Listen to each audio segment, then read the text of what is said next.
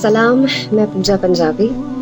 एक गज़ल रोज़ाना के सिलसिले को आगे बढ़ाते हैं। कल के वीडियो पर बहुत सारे मैसेजेस आए, बहुत सारी फरमाइशें आई, बहुत बहुत शुक्रिया उसके लिए। लेकिन एक मैसेज बहुत ख़ास था जो भेजा था गज़ल अंसारी जी ने। ये बहुत बेहतरीन शायरा हैं, शायरी में बहुत बड़ा नाम है।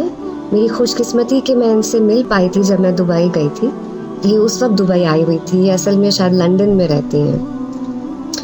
तो इन्होंने कल के वीडियो को सराहा और कहा कि इनकी कोई गज़ल पढ़ के सुनाई जाए। तो पेश है इनकी ये गज़ल।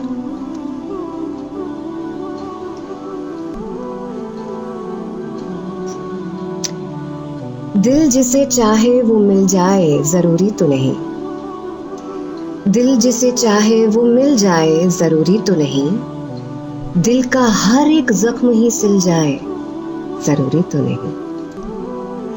जो मेरे दिल में रहा फूल में खुशबू की तरह, जो मेरे दिल में रहा फूल में खुशबू की तरह, वो कली बन के भी खिल जाए ज़रूरी तो नहीं।